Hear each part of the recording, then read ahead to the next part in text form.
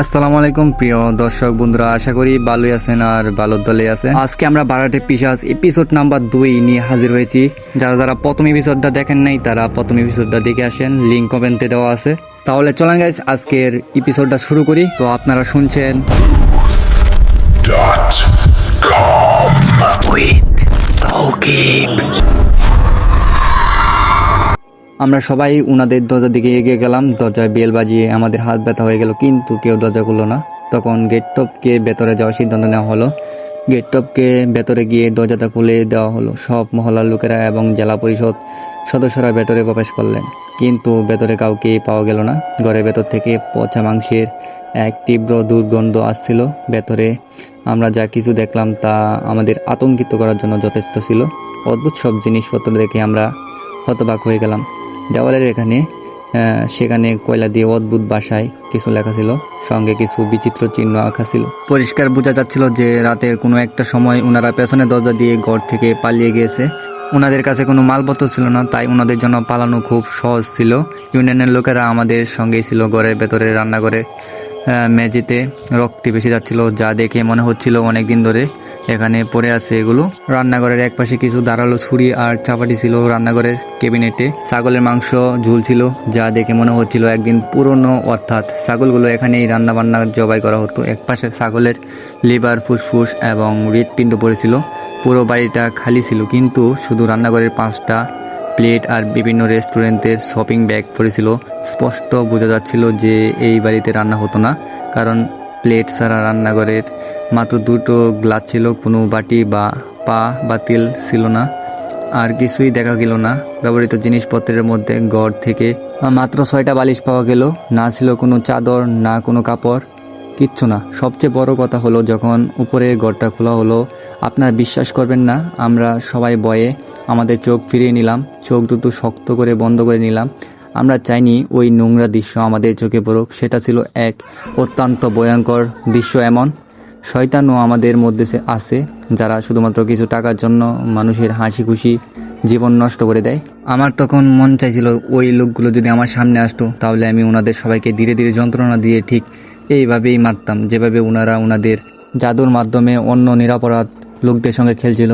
ওই ঘরের দেওয়ালে বিভিন্ন জায়গায় হুক লাগানো ছিল এবং সেগুলোর উপর পুতুলগুলোকে ফাঁসির মতো করে ঝুলিয়ে রাখা হয়েছিল। প্রতিটি পুতুলের উপর আলাদা আলাদা নাম লেখা ছিল। কিছু পুতুলের সূচ ঢুকানো ছিল, আর কিছু পুতুল তখনও অসম্পূর্ণ ছিল।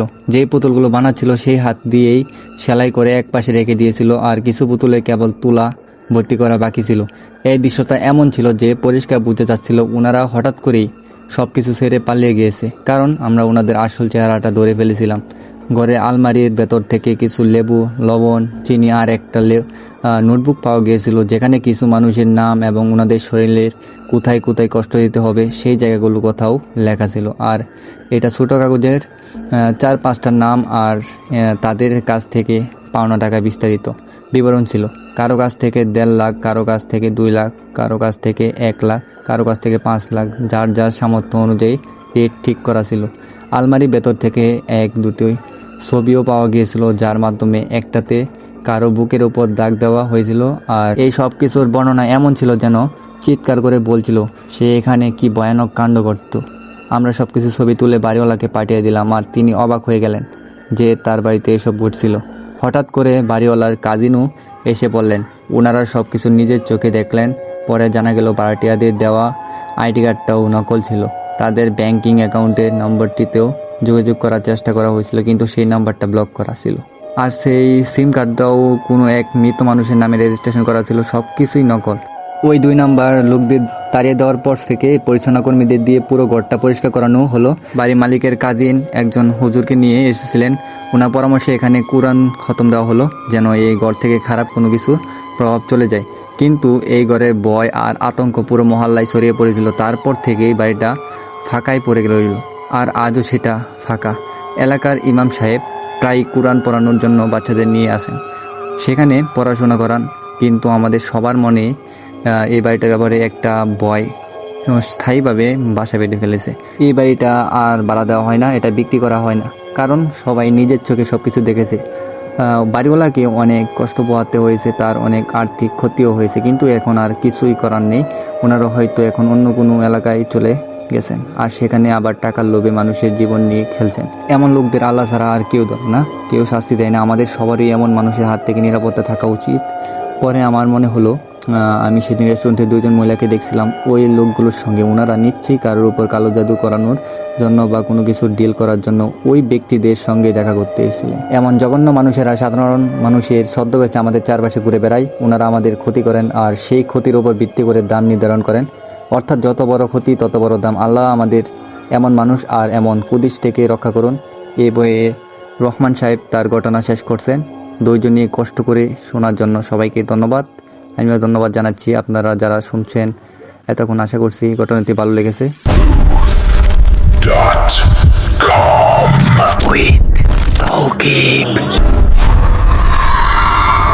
আজকের ঘটনাটা ঘটেছিল চট্টগ্রামের এক পাহাড়ি রাস্তায়, আর এই গল্পটা পাঠিয়েছে চট্টগ্রামের এক ছেলে। সে দাবি করছে যে রাত 2টার পর পাহাড়ি রাস্তায় সে এমন একজন যাত্রী তুলছিল যার মুখ সে আজও বলতে পারেনি। পুরো ঘটনাটা শুনে সিদ্ধান্ত আপনাদের, আসলেই কি সেটা মানুষ ছিল নাকি অন্য কিছু।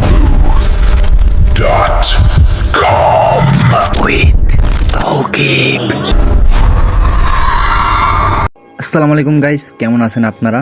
তাহলে চলেন গাইস আজকের গল্পটা শুরু করি। রাত প্রায় 2টা। চট্টগ্রামের পাহাড়ি রাস্তা প্রায় ফাঁকা ছিল, হালকা কুয়াশা, দূরে কুকুরের ডাক আর মাঝে মাঝে ঠান্ডা বাতাস। রাকিব নামের এক সিএনজি চালক শেষ টিপ দিয়ে বাসায় ফিরছিল। সারাদিন তেমন বাড়া হয়নি, তাই সে ভাবলো আরেকটা যাত্রী পেলে ভালো হয়।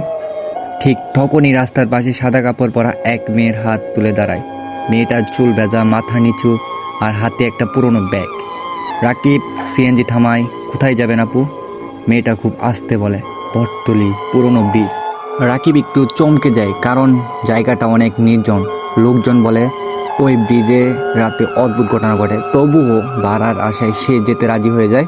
সিএনজি চলতে শুরু করে। পুরো রাস্তা জুড়ে মেয়েটা একটাও কথা বলেনি, শুধু আয়নায় দেখছিল মেয়েটার মাথা নিচু করে বসে আছে। হঠাৎ রাকিব খেয়াল করলো আয়নায় মেয়েটাকে দেখা যাচ্ছে না। সে পিছনে তাকায়, মেয়েটা ঠিকই বসে আছে। আবার আয়নায় তাকায়, কেউ নেই। রাকিবের হাত পা ঠান্ডা হয়ে যায়। তারপর সে নিজেকে বুঝ দেয় ঘুমের কারণে মনে হয় ভুল দেখতেছে। কিন্তু কিছুক্ষণ পর মেয়েটা আসতে পারে, ভাই একটু তাড়াতাড়ি চালান না, ওরা আসতেছে। রাকিব ভয় পেয়ে যায়। রাকিব ভয়ে জিজ্ঞেস করে, কারা? মেয়েটা উত্তর দেয় না। ঠিক তখনই পেছনের রাস্তা থেকে আরেকটা সিএনজি এর হেডলাইট দেখা যায়। কিন্তু অদ্ভুত বিষয় হলো, গাড়িটা যত কাছে আসে তত ঠান্ডা বাড়তে থাকে। রাকিবের কানে তখন শুধু একটাই শব্দ, থামিও না, থামিও না। হঠাৎ পিছনে সিএনজিটা একদম তাদের পাশে চলে আসে। রাকিব তাকিয়ে দেখে ড্রাইভারের মুখ নেই, শুধু কালো অন্ধকার। সে ভয় পেয়ে গাড়ির গতি বাড়ায়। রাস্তা তখন পুরো ফাঁকা। হঠাৎ সামনে সেই পুরনো ব্রিজ দেখা যায়। মেয়েটা বলে, এখানেই থামান। রাকিব সিএনজি থামায়, কিন্তু নামার আগে মেয়েটা একটা কথা বলে, আজকে আপনি থামেন নাই, তাই বেঁচে গেছেন। রাকিব কিছু বুঝে ওঠার আগেই মেয়েটা নেমে যায়। সে ভাড়া নিতে পেছনে তাকায়, কেউ নেই, চারপাশ ফাঁকা, শুধু ব্রিজের নিচে পানির শব্দ। রাকিব ভয় পেয়ে দ্রুত সেখান থেকে চলে আসে। পরদিন সকালে সে স্থানীয় এক দোকানে পুরো ঘটনা বলে। দোকানদার চুপ হয়ে যায়। তারপর মোবাইল থেকে একটা ছবি দেখায়, ছবিতে সেই একই মেয়ে। দোকানদার বলে, এই মেয়েটা 3 বছর আগে এই ব্রিজে অ্যাক্সিডেন্ট করে মারা গেছে। রাকিবের পুরো শরীর ঠান্ডা হয়ে যায়, কারণ গত রাতে সিএনজিতে ওঠার সময় মেয়েটার কাপড় থেকেও পানি পড়ছিল। আজ গভীর রাতে বটতলি ব্রিজের পাশে গেলে মাঝে মাঝে নাকি একটা মেয়েকে দাঁড়িয়ে থাকতে দেখা যায়। তো গাইস, আপনাদের কাছে যদি ভিডিওটি ভালো লাগে তাহলে ভিডিওটা একটি লাইক, চ্যানেলটা সাবস্ক্রাইব এবং ভিডিওটা শেয়ার করে রাখবেন। তাহলে চলেন গাইস আমরা পরবর্তী ভিডিওতে চলে যাই। আজকের ঘটনাটা বাংলাদেশের এক গ্রামের বাস্তব অভিজ্ঞতা থেকে নেওয়া। এই ঘটনার পর আজও সেই বাড়িটাতে রাতে কেউ একা যায় না, কারণ রাত 3টার পর সেখানে এখনও ফোন বেজে ওঠে। সে বাড়িতে কি এমন ঘটেছিল? তারা কি এ বাড়ি থেকে ফিরে এসেছিল নাকি সেখানেই মারা গিয়েছিল?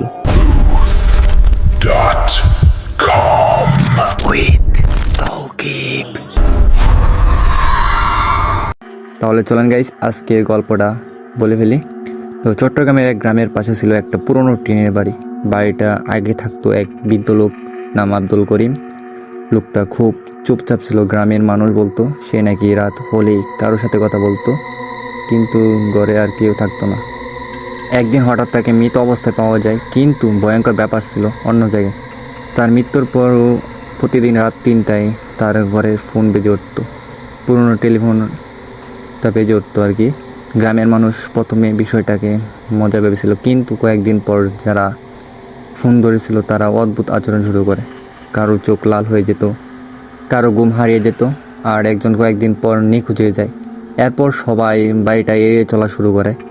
2024 সালে 3জন তরুণ সেই বাড়িতে ভিডিও করতে যায়। তারা ছিল হরর কন্টেন্ট ক্রিয়েটার। তাদের মধ্যে একজন বলছিল, ভূত বলে কিছু নাই ভাই, সব ফ্যাক। আরেকজন হেসে বলল, আজ রাত 3টা পর্যন্ত থাকবো, দেখি ফোন কে দেয়। যুবকদের হাতে ছিল ক্যামেরা, বাড়ির ভাঙা দরজা, মাকড়সার জাল। রাত বাড়তে থাকে, ঘড়িতে 2:47 বাজে। হঠাৎ ক্যামেরা মাইক অদ্ভুত শব্দ রেকর্ড করতে শুরু করে, ফিস ফিস আওয়াজ, ফোনটা ধরো। তারা প্রথমে বুঝতে পারেনি, কিন্তু ভিডিও পরে স্লো করে শোনার পর ভয় পায়, কারণ ঘরে তখন কেউ ছিল না। ঘড়িতে ঠিক 3টা। হঠাৎ পুরনো টেলিফোনটা জোরে বেজে ওঠে। 3জনই চমকে ওঠে। একজন ভয় পেয়ে বলে, ভাই এটা তো সত্যি বাজতেছে। অন্যজন ধীরে ধীরে ফোনের দিকে যায়। ফোনটা উঠাতেই ও পাশ থেকে বেশি আসে, আমি একা না। তারপর লাইট কেটে যায়। ফোন রাখার কয়েক সেকেন্ড পর বাড়ির বাইরে কারো হাঁটার শব্দ, দুপ দুপ শব্দ হচ্ছে। তারা জানালা দিয়ে তাকায়, কেউ নেই, কিন্তু মাটিতে ভেজা পায়ের ছাপ দেখা যায়, আর সেই ছাপ ধীরে ধীরে ঘরের ভেতরে আসতে থাকে। তারা পালাতে যাবে, ঠিক তখনই ক্যামেরা গ্লিচ করতে শুরু করে। ভিডিও স্ক্রিনে কয়েক সেকেন্ডের জন্য দেখা যায় এক বৃদ্ধ লোক দরজার পাশে দাঁড়িয়ে আছে। তার চোখ পুরো কালো, মুখে অদ্ভুত হাসি, কিন্তু বাস্তবে সেখানে কেউ ছিল না। হঠাৎ পুরো বাড়ির লাইট বন্ধ হয়ে যায়, অন্ধকার, সবাই চিৎকার করতেছে, দৌড়ানোর শব্দ হচ্ছে। তারপর নীরবতা। কয়েক মিনিট পর ক্যামেরা আবার চালু হয়। দেখা যায় 3জনের মধ্যে একজন নেই, শুধু তার ফোনটা মাটিতে পড়ে আছে, আর ফোনে এক নতুন ভয়েস মেসেজ এসেছে। তারা কাপা হাতে মেসেজ চালায়। ভয়েস মেসেজটা ছিল, তোমরা চলে যাও, ও এখন জেগে গেছে। এরপর ভয়ঙ্কর চিৎকার। বাকি 2জন দৌড়ে বাড়ি থেকে বের হতে যায়, কিন্তু তারা বারবার একই করে ফিরে আসে। যেদিকে যায় এদিকেই দরজা, একই ফোন, একই শব্দ। হঠাৎ তারা দেওয়ালে পুরনো একটা ছবি দেখতে পায়। সেখানে আব্দুল করিমের পাশে দাঁড়িয়ে আছে আরও একজন, কিন্তু গ্রামের কেউ কখনো সেই লোকটাকে দেখেনি। ছবির পেছনে লেখা ছিল, যে ফোন ধরে সে ফিরে আসে না। হঠাৎ ফোন আবার বাজে। এবার ফোন নিজে নিজে টেবিল থেকে পড়ে যায়। ও পাশ থেকে শোনা যায়, দরজার পেছনে তাকাও। তারা ধীরে ধীরে পেছনে তাকায়। অন্ধকারে দাঁড়িয়ে আছে সেই বৃদ্ধ, তার মুখ অস্বাভাবিক হাসি, আর তার পাশে দাঁড়িয়ে নিখোঁজ হওয়ার বন্ধু, কিন্তু তার চোখ পুরো সাদা। ক্যামেরা মাটিতে পড়ে যায়। ভিডিওতে শুধু চিৎকার শোনা যায়, তারপর স্ক্রিন কালো হয়ে যায়। পরদিন সকালে পুলিশ বাড়ির ভেতর শুধু একটা ক্যামেরা খুঁজে পায়, কিন্তু সেই 3জনে কাউকেই পাওয়া যায়নি। সবচেয়ে ভয়ঙ্কর ব্যাপার হলো, আজও রাত 3টায় সেই বাড়ির ফোনে কল আসে, আর কেউ ফোন ধরলে ও পাশ থেকে শুধু একটাই কথা শোনা যায়, আমি একা না। তো শ্রোতারা, আপনারা কি কখনো রাত 3টার পরে অজানা নম্বর থেকে ফোন ধরেছেন?